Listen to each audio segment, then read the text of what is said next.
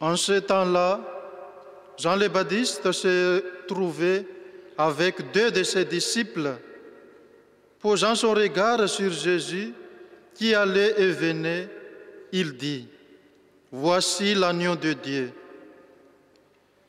Les 2 disciples entendirent ce qu'il disait et ils suivirent Jésus.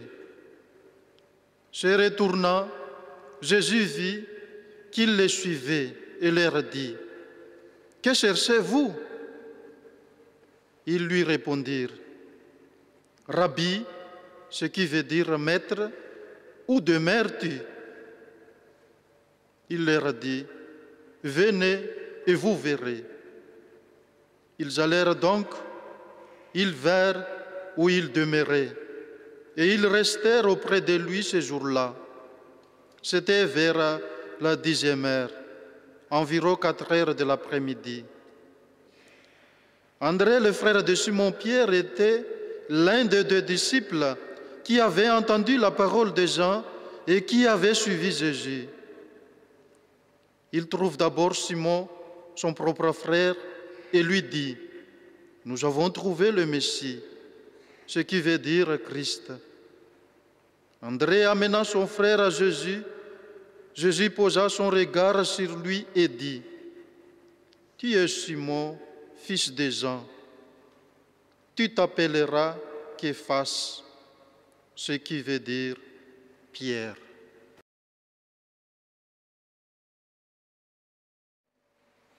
Frères et sœurs, bonjour à tous. Ce matin, nous avons la joie de célébrer l'Eucharistie autour de notre archevêque qui vient la présider. En effet, nous arrivons au terme de la visite pastorale dont nous avons souvent parlé lors des annonces dominicales. Cette visite pastorale a rassemblé de nombreux fidèles depuis le mois de décembre. Mais peut-on dire qu'une visite pastorale se termine dans la mesure où nous aurons bien sûr à en recueillir les fruits?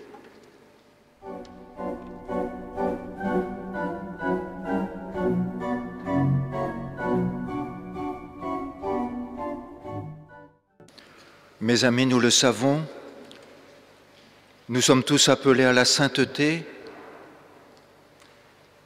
tout simplement parce que nous sommes le sanctuaire de l'Esprit Saint.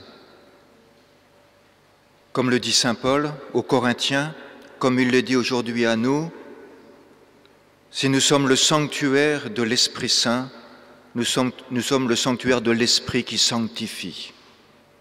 Et tout l'art de la vie chrétienne, c'est de se laisser sanctifier par l'Esprit. Se laisser sanctifier par l'Esprit, par l'amour que nous vivons, par la méditation de la parole de Dieu, par la participation au sacrement que le Christ ne cesse pas de célébrer pour nous en son Église. Cette marche vers la sainteté, nous la découvrons quand nous découvrons Jésus.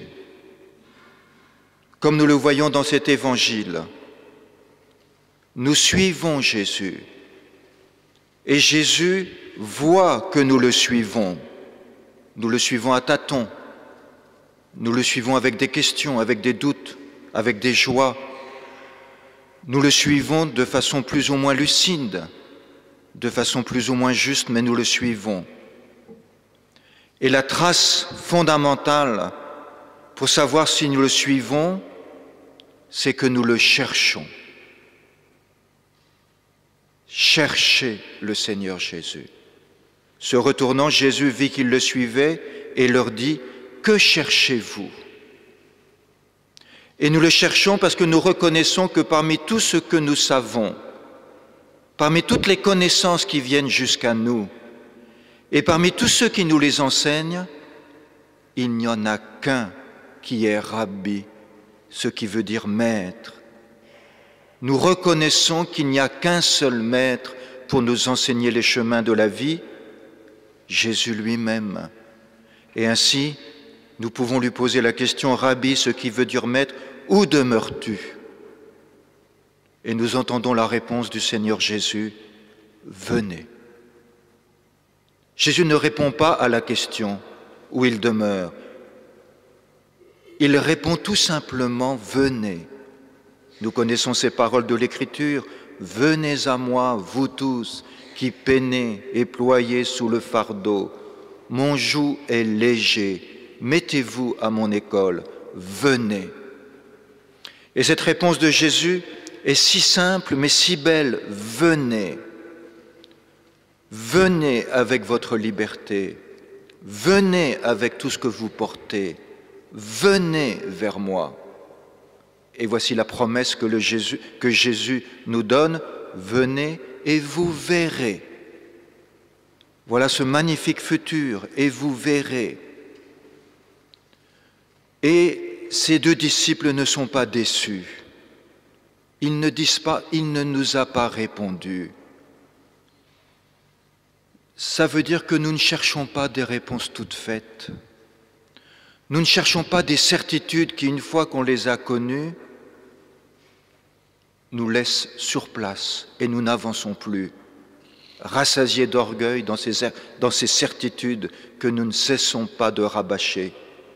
Non, Jésus continue à nous mettre en marche. Venez et vous verrez. Et devant cette promesse, les deux disciples allèrent donc.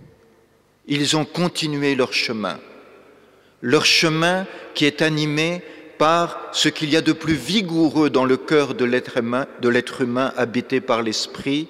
L'Esprit provoque en nous, sans arrêt, une recherche de plus en plus profonde du Seigneur Jésus, du mystère de Jésus. Ils allèrent donc, et la promesse n'a pas été vaine, ils virent où ils demeuraient. Et vous avez entendu cette affirmation, ils restèrent auprès de lui ce jour-là, c'était vers la 10e heure. Si nous connaissons la musique de l'Écriture, nous savons que Jésus est mort à la 9e heure.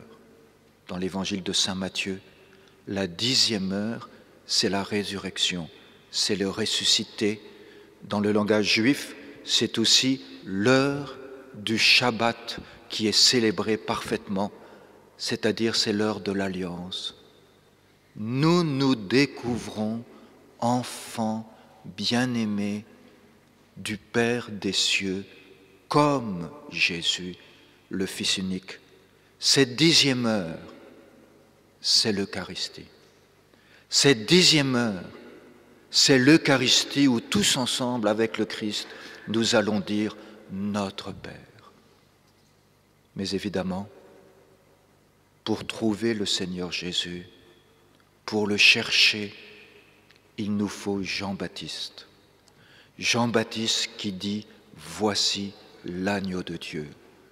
C'est la parole du prêtre à chaque Eucharistie. « Voici l'agneau de Dieu qui enlève le péché du monde ». Le prêtre, d'une certaine manière, c'est Jean-Baptiste. Le prêtre, c'est celui qui, comme Samuel, a entendu au fond de son cœur « Viens, suis-moi ». Le prêtre, c'est celui qui a la mission de donner Jésus-Christ. Le prêtre, c'est celui qui a la mission d'ouvrir les cœurs à la parole de Dieu et de donner la parole de Dieu. Le prêtre, c'est celui qui a la mission de donner le Christ en son Eucharistie. Le prêtre, c'est celui qui a la mission si magnifique de donner le Christ infiniment miséricordieux dans le sacrement de réconciliation.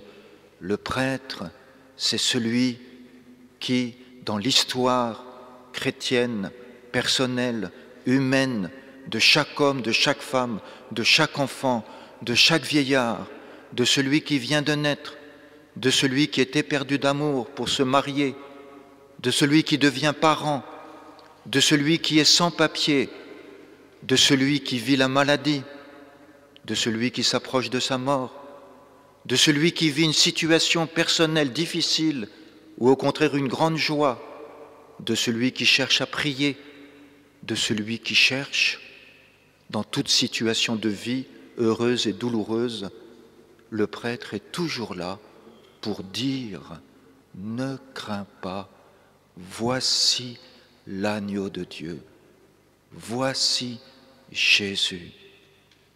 Que c'est beau la mission du prêtre. En ce dimanche où nous entendons la vocation de Samuel qui se tourne vers le prêtre Élie et qui comprend que Dieu l'appelle à la suite d'Élie pour devenir lui-même celui qui annoncera le salut de Dieu. En ce dimanche, nous entendons Jean-Baptiste qui dit à ses 2 disciples « Voici l'agneau de Dieu ». Rendons grâce à Dieu pour les prêtres que nous rencontrons dans notre vie. Prions pour les jeunes qui entendent l'appel à devenir prêtre.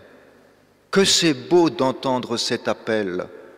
Quelle joie de répondre de tout cœur « Oui, me voici Seigneur, parle, voici ton serviteur ».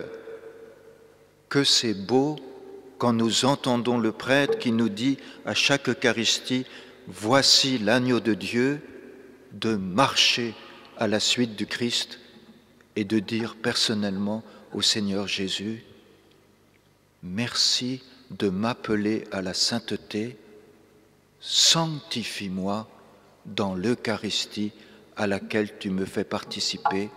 Seigneur Jésus, toi, le seul saint, sanctifie-nous. »